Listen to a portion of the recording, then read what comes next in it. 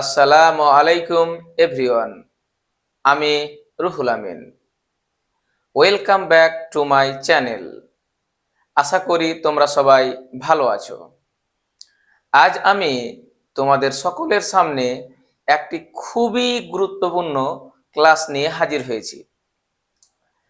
তোমরা যারা ইংরেজি রিডিং পড়তে পারছো না তারা তো দেখবেই, তার সঙ্গে আমি সবাইকে বলবো যারা যে কোনো বাংলা নাম ইংরেজিতে লিখতে যাদের অসুবিধা হয়, আজ আমি তোমাদের এমন একটি ম্যাজিক ট্রিক্স দেখাতে চলেছি যেটা হয়তো তোমরা ভাবতেও পারবে না। যে কোনো বাংলা নামকে আমরা ইংরেজিতে কিভাবে এত সহজেই লিখব বা নির্ভুলভাবে লিখব, তার সবচেয়ে এই বছরের সেরা কৌশল আজ আমি তোমাদের শেখাতে চলেছি। আর তোমরা যারা আমার চ্যানেলে নতুন রয়েছো, তোমরা অবশ্যই আমার এই চ্যানেলটি সাবস্ক্রাইব করো এবং বেশি বেশি করে লাইক এবং শেয়ার করো। আজ আমি তোমাদের শেখাতে চলেছি সবচেয়ে মজার এক টেকনিক বা কৌশল। Are you ready? তোমরা কি প্রস্তুত? Let's start. দেখো এখানে আমি কতগুলি বাংলা নাম লিখেছি, ভালো করে মন দিয়ে দেখো এদিকে, তাহলে তোমার কাছে ব্যাপারটা পুরো ক্লিয়ার হয়ে যাবে। এই নামগুলোকে আমরা কিভাবে নির্ভুলভাবে ইংরেজিতে লিখতে পারি, তাই না? সবাইকে বলছি একেবারে খুব ভালো করে দেখবে, কারণ যদি তুমি একটু ভুল করে দাও বা তোমার চোখটা সরিয়ে নাও, তাহলে আবার সেটা সঠিকভাবে বা নির্ভুলভাবে শিখতে পারবে না। সেই জন্য তোমাদের সকলকে আমি বলছি একটু ভালো করে দেখবে এবং কি কথাগুলো বলছি, কিভাবে বলার চেষ্টা করছি, তোমরা প্রত্যেকেই খুব ভালোভাবে শোনার চেষ্টা করবে। দেখো এখানে ধরো আমি এখানে একটা নাম লিখেছি রেখা। তো যদি আমি এটাকে ইংরেজিতে লিখি, তো লিখার জন্য আমাদের কিছু মনে রাখতে হবে। সেটা কি? যেমন স্বরবর্ণ, ব্যঞ্জন বর্ণ, যেমন কয়ে কি, ক্ষয়ে কি, ও আয়ে কি হয়, আকার রেসিতে কি হয়, বফলা জফলা রফলা, এগুলো তো কি হয়, এগুলো তো আমি বেশ কয়েকদিন ধরে তোমাদের শেখাচ্ছি, তাই না? কিন্তু সেগুলি আজকে আমরা এখানে অ্যাপ্লাই করব, মানে সেগুলো খুব ভালোভাবে মনে রাখার পর আজ আমরা শুরু করছি একেবারে ফাইনাল খেলা, কিভাবে আমরা অতি সহজেই যে কোনো বাংলা নামকে নির্ভুলভাবে লিখবো, তাই না? দেখো এখানে রেখা এখানে লেখা আছে, তাই না? তো লেখার সিস্টেম বা পদ্ধতি হলো আমরা এটাকে বানান করে পড়বো। কি লেখা আছে?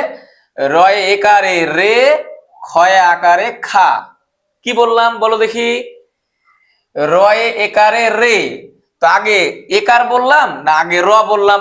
বলো দেখি তোমরা। কি বললাম? আগে বললাম একার আগে আছে আর পরে আছে র, কিন্তু যেভাবে আমরা বানান করি সেইভাবে ইংরেজিতে লিখতে হয়। তাহলে কি বলো দেখি এখানে? রয়ে একারে রে, ক্ষয়ে আকারে খা।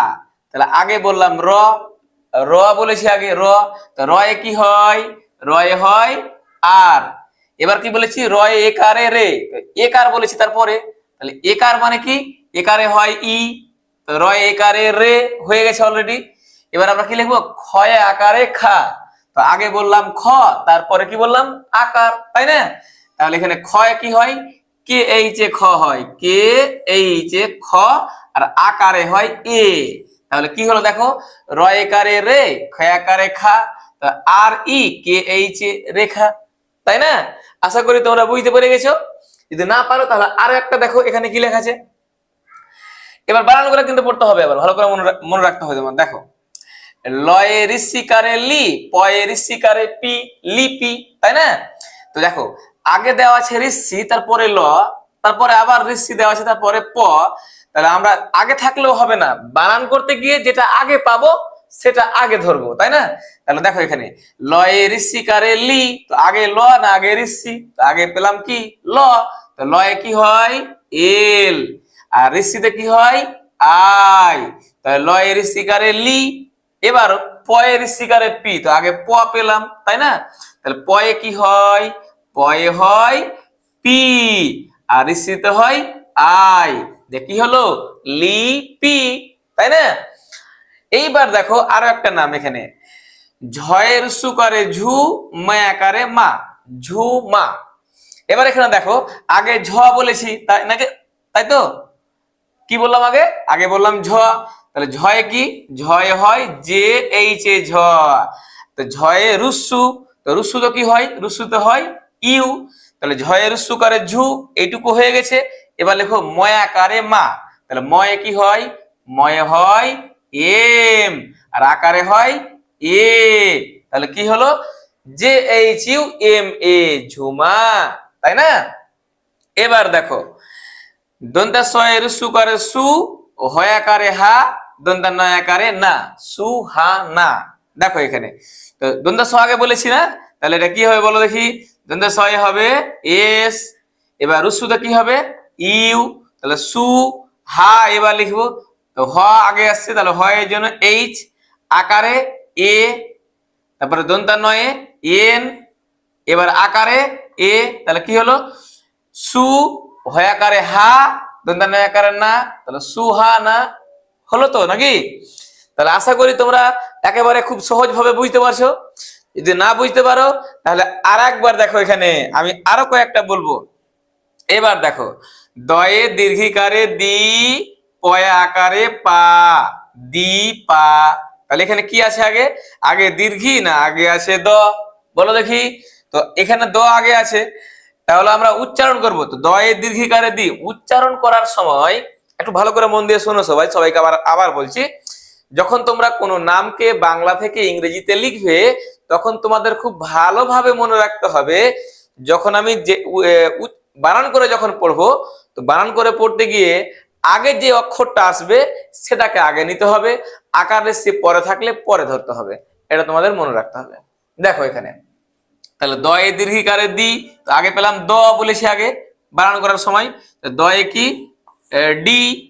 এবার দীর্ঘিতে আমরা জানি দীর্ঘিতে হয় আই তবু হয়, ডবল ই তবু হয়, যেটা লিখতে পারো।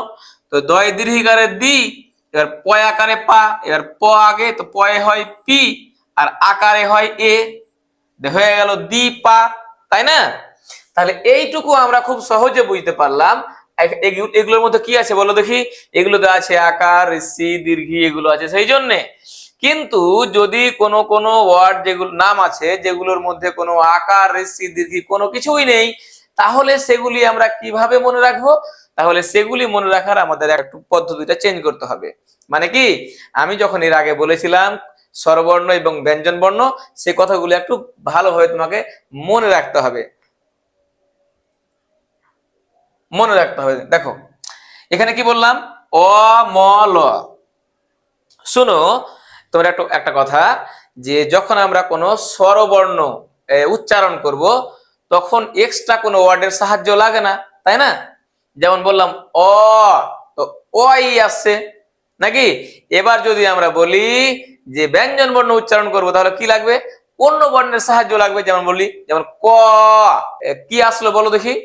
ক, তো লাস্টে আসছে কি? অ আসছে না? দেখো তাহলে এখানে তো সেই এক্সট্রা গুলো আমাদের নিয়ে আসতে হবে। আমি এখানে যদি বলি অমল, তো অ, অয়ে কি? এ, ভালো করে দেখো কিন্তু এখানে। এবার এবার ম, ময়ে কি? এম। এবার ম, তো শেষে কি আসছে? ই আসছে, এ মানে ম। এবার কি আসছে? ল, লয়ে এল। হ্যাঁ, এইবার দেখো যদি শেষের অক্ষরটা বা বর্ণটা যুক্ত থাকে তাহলে এক্সট্রা এ আনতে হবে, আর যদি যুক্ত না থাকে তাহলে এক্সট্রা এ আনতে হবে না। কি বললাম বলো দেখি? দেখো এখানে আরো একবার ভালো করে মন দিয়ে শোনো। যদি আমরা কোনো স্বরবর্ণ লিখি তাহলে এক্সট্রা কোনো কিছু আনতেই হচ্ছে না, কারণ এক্সট্রা সে তো নিজে নিজে একাই উচ্চারণ হতে পারে, তাই না? এবার যদি আমরা ব্যঞ্জন বর্ণ উচ্চারণ করি, যেমন এখানে লেখা আছে ম, ম বললাম তো কি আছে? ম, লাস্টে ও আসছে, তাই না? সে ও, অয় হলো এ নাকি? এইবার ল উচ্চারণ করলাম ল, কি আসছে এখানে? আবার এখানে ও আসছে, কিন্তু এখানে শেষে ইয়ে যুক্ত হবে না। কেন? কারণ শেষের সঙ্গে কোনো যুক্ত নেই। কিন্তু এখানে দেখো, এখানে আবার এটা যুক্ত অক্ষর আছে। হ্যাঁ, তাহলে যুক্ত থাকলে শেষে এক্সট্রা কি আনতে হবে? এ আনতে হবে। যুক্ত ভিতরে প্রথমে থাক, শেষে থাক বা মধ্যে থাক, যুক্ত থাকলে আনতে হবে, আর শেষে যদি আবার শুধুমাত্র খালি কোনো একটা ব্যঞ্জন বর্ণ থাকে তাহলে আনতে হবে না। সেই জন্য অমল, তো কি হবে এ এম এ এল, অমল। যদি এটা না বুঝতে পারো তারপরেটা দেখো, আশা করি তোমার একেবারে ক্লিয়ার হয়ে যাবে।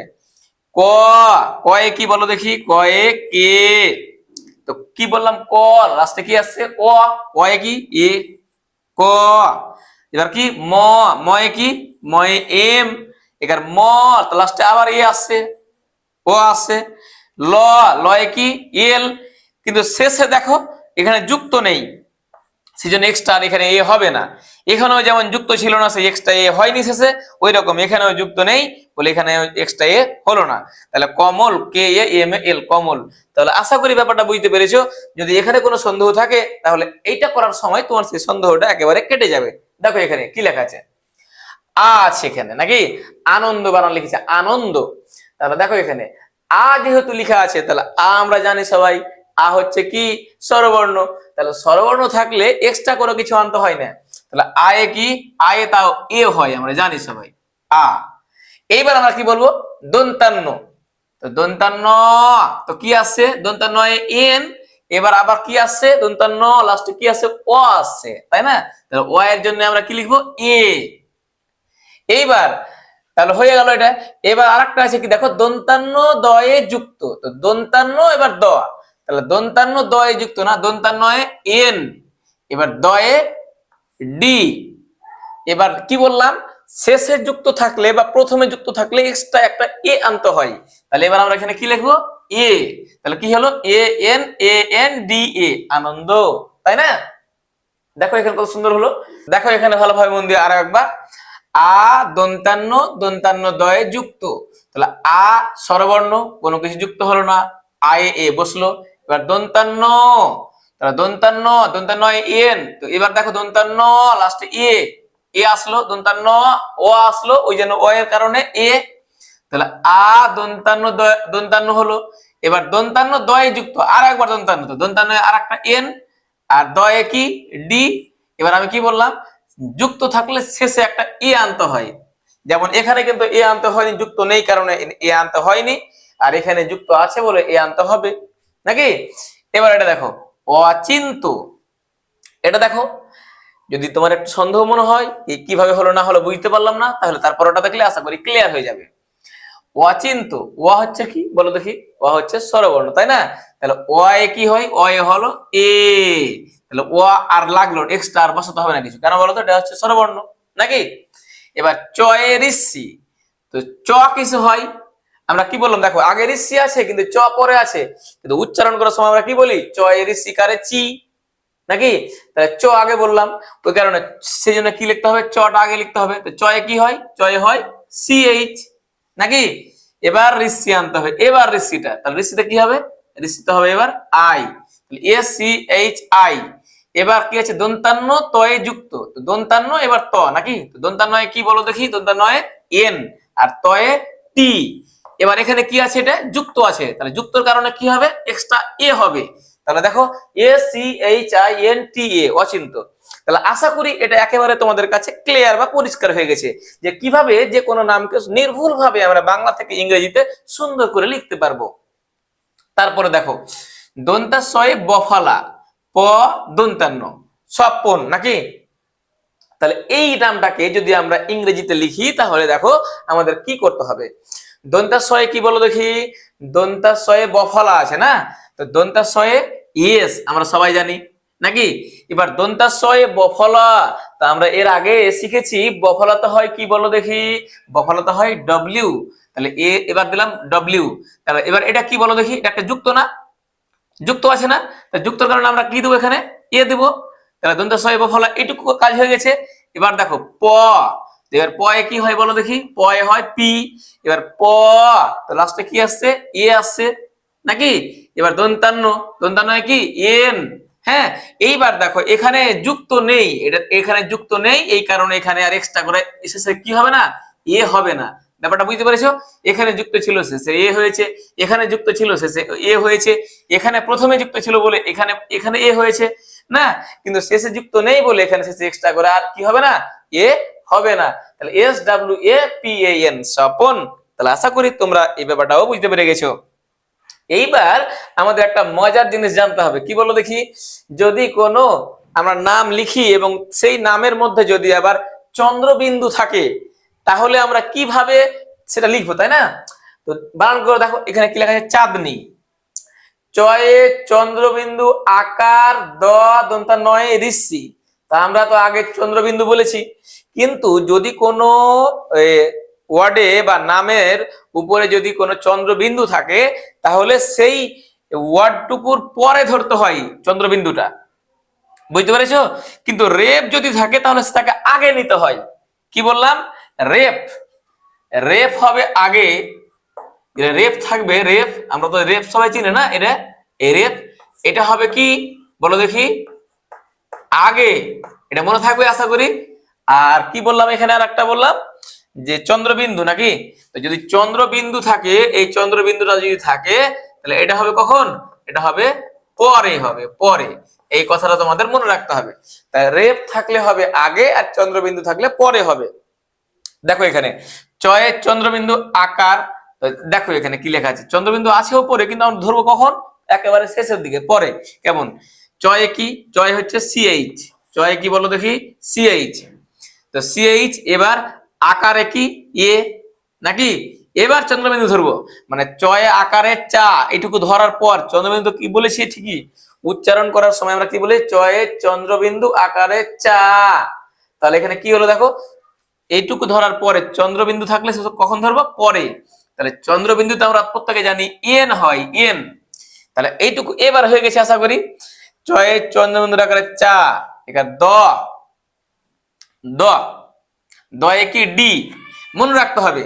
যদি কোনো ওয়ার্ডের মধ্যে বা নামের মধ্যে চন্দ্রবিন্দু ওয়ার্ড থাকে তাহলে তারপরে যেই বর্ণটা থাকবে সেটার পরে এক্সট্রা কিছু ধরতে হবে না। যেমন চাঁদ, মনে হচ্ছে থেমে গেল না, চাঁদনি, সাতরা, দেখো মনে হচ্ছে থেমে গেল, কিন্তু এগুলো দেখো সব ন, এটাকে হয়েছে কি, হচ্ছে না, কিন্তু এখানে কি হচ্ছে, চাঁদনি। ওই কারণে দেখো এবারে ভেঙে গেল, এটা চাঁদনি, মনে হচ্ছে থেমে গেল, ওই কারণে এক্সট্রা করে আর দিতে হবে না এখানে, মনে থাকবে এটা। দন্তা নয় ঋষি, দন্তা নয় আগে, দন্তা নয় এন, ঋষিতে আই, তাহলে এখানে কি হলো, CHAND এর আই, চাঁদনি। এই বানানটা এভাবে হবে। তাহলে কি বললাম এখানে দেখো, চন্দ্রবিন্দু থাকলে সেটা নিয়ে আসতে হবে পরে, এবং চন্দ্রবিন্দু থাকলে তারপরে যে লেটার অক্ষরটা থাকবে তারপরে আমরা এক্সট্রা কোনো আনবো না, এক্সট্রা আমরা কি আনবো না, আনবো না।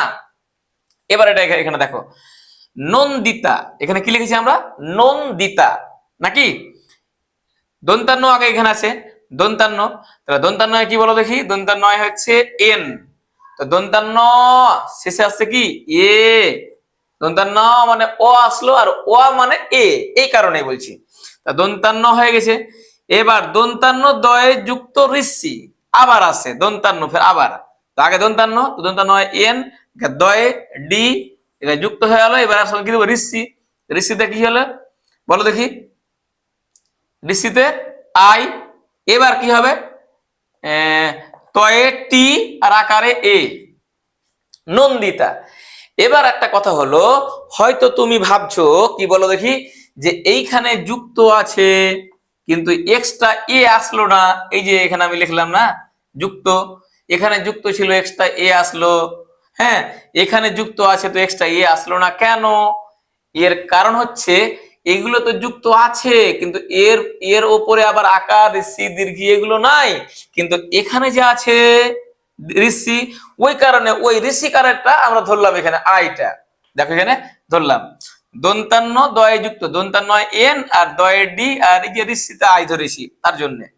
এবার তয় আকারে তা তয়ে কি টি আর ঋষিতে না আকারে এ, কি হলো নন্দিতা, তাই না? এবারে আমরা দেখব এই রেপ দিয়ে, এর আগে প্রথমে বললাম না যে রেপ থাকলে সেটা আগে বসে আর চন্দ্রবিন্দু থাকলে সেটা পরে বসে, তাই না? তো আমরা এখানে দুটো নাম লিখেছি যার শেষে যার মধ্যে রেপ দেখতে পাচ্ছি আমরা, রেপ। তো দেখো এখানে আমরা তাহলে এটা কিভাবে লিখি, ওয়া পয়রে পৃষি তয়াকারে তা, তাই না? তো এখানে কি লেখা আছে অ, তো অয়ে আমরা কি বলবো, অয়ে হলো এ। এবার দেখো পয়ে রেপ ঋষি, পয়ে রেপ ঋষি, তাই না? তো রেপটাকে আগে ধরতে হয়, যেহেতু এর সঙ্গে জড়িত আছে কি রেপটা, তো রেপে আর আগে ধরে নিলাম। তাহলে তার জন্য এখানে রেপ যেহেতু আছে সেখানে আগে ধরে নিলাম। তাহলে এবার পয়ে রেপ ঋষি, তো এবার পয়ে হলো পি আর ঋষিতে হলো আই, তাহলে কি হলো এ আর পি আই। এবার তয় আকারে তা, তয়ে কি, তয়ে হলো টি আর আকারে এ। তাহলে কি বললাম বলো দেখি, আগে অ নিলাম, অয়ে হলো এ। এবার এর উপরে কি আছে, রেপ আছে।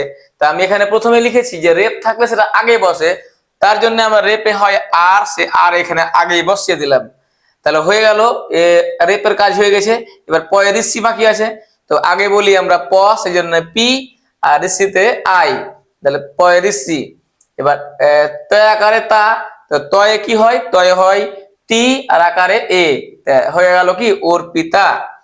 তাহলে এবার দেখো এখানেও কি লেখা আছে, দেখো দন্তস্বয়ের সু প মধ্যাহ্নয়ে রেপ আকার সুপর্ণা। তাহলে দেখো কত সোজা। দন্তস্বয়ের সু মানে কি, দন্তস্বয় এস আর রুসুতে হচ্ছে ইউ, তাহলে দন্তস্বয়ের সু করে সু। এবার পয়ে কি, পয়ে হলো পি, প শেষে কি আসছে ও, অয়ে কি এ। এবার দন্তান্বয়ে রেপ আকার, তো এখানে এর এর মধ্যে কি আছে, উপরে রেপ আছে, তো রেপটায় আর আগে নিয়ে নিলাম। রেপটাতে কি হলো, এই যে আর হলো, আমি সেটা আগে ধরে নিলাম। এবার দন্তান্বয়ে এন আর আকারে এ, তাহলে কি হলো S U P A R N A, Suparna. তাহলে আশা করি তোমরা এই ব্যাপারটা পুরো বুঝে গেছো। মানে যদি কোনো নাম লিখতে গিয়ে আমরা কি বলে কোনো যুক্ত অক্ষর পাই, যেমন এখানে লেখা আছে যুক্ত অক্ষর, এই যুক্তগুলো পাই শেষে বা মাঝে, তাহলে আমরা তার পরিবর্তে আমরা কি পাবো, তার পরিবর্তে এক্সট্রা এ পাবো।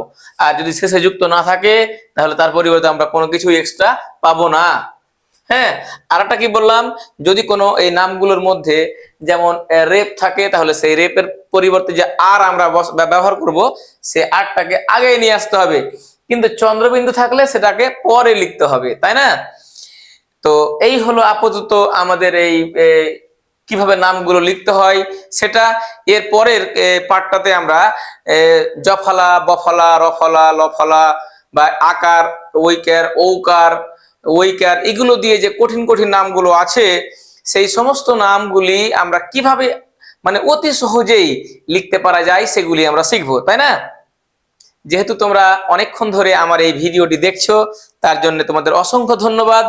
আর তোমরা যারা এখনো আমার এই চ্যানেলটি সাবস্ক্রাইব করোনি, তোমরা আমার এই চ্যানেলটি সাবস্ক্রাইব করে দাও এবং বেশি বেশি করে লাইক এবং শেয়ার করো। তো সবাইকে অসংখ্য ধন্যবাদ। বাই।